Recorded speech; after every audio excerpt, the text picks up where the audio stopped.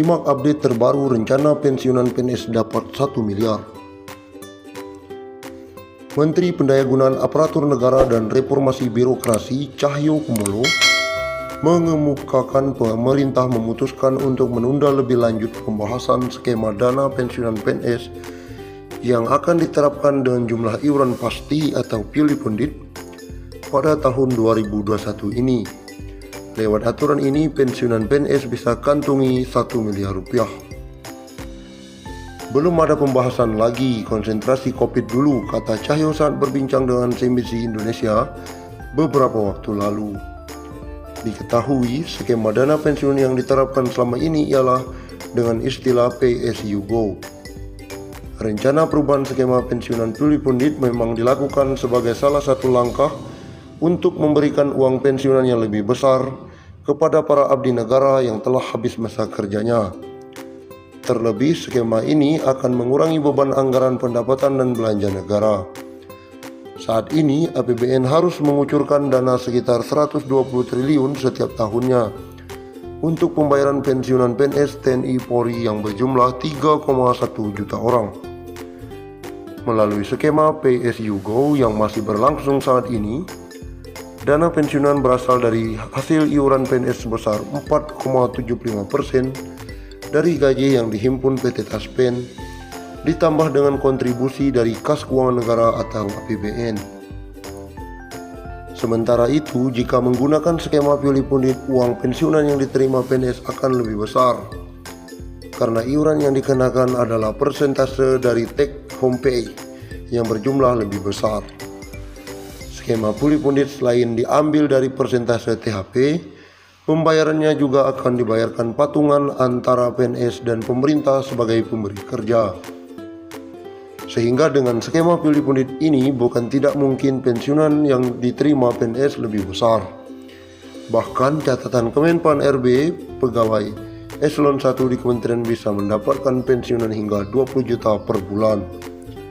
Sedangkan melalui skema Pay as you go, pembayaran iuran PNS sangat kecil karena hanya berasal dari gaji pokok. Sehingga saat pensiunan mendapatkan tunjangan hari tua sekaligus, jumlahnya dianggap tidak mencukupi. Sebelumnya, Menpan RB periode 2016-2018 Asman Abnur sempat mengatakan salah satu negara yang bisa menjadi tolak ukur dalam melaksanakan skema pilih pundit adalah Korea Selatan. Menurut Asman, negara ginseng tersebut memberlakukan dana pensiunan sebesar 20% dari gaji pokok, di mana 10% dibayar pemberi kerja dan 10% dibayarkan oleh PNS. Skema ini dianggap lebih baik dalam memberikan dana pensiun. Sebagai contoh, uang pensiun yang diterima PNS Korea Selatan mencapai 4.000 US dollar per bulan, sementara pensiunan yang diterima 350 US dollar per bulan. Tapi catat, mereka bukan memotong gaji, tapi masing-masing pemberi kerja atau pemberi kerja membayar iuran. Akumulasi semua total yang dicadangkan akan dikembalikan saat pensiun, ujarnya kala itu. Lalu, apakah rencana perombakan skema pensiun tersebut akan dilakukan tahun depan? Hingga saat ini belum ada keterangan secara lebih lanjut terkait dengan hal tersebut. Namun, tak menutup kemungkinan perubahan skema pensiunan dilakukan tahun depan. Apalagi, dengan skema yang digunakan saat ini akan menambah beban kas keuangan negara periode 5-10 tahun ke depan.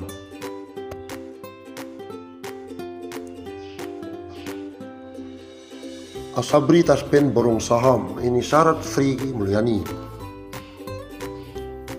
Kejahatan kasus korupsi yang mencapai 22,78 triliun pada perusahaan pengelolaan dana pensiunan, TNI Polri dan PNS Kementerian Pertahanan PT Asabri Persero membuat Menteri Sri Mulyani mengeluarkan aturan khusus investasi dana pensiun.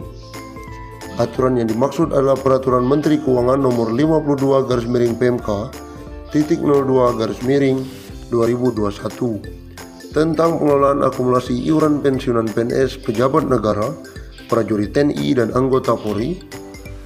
Aturan ini mulai berlaku sejak aturan tersebut diundangkan, yakni sejak 31 Mei 2021. Direktur Jenderal Anggaran Kementerian Keuangan Isa Rahmawarta tak menampik aturan tersebut dikhususkan untuk Taspen dan Asabri.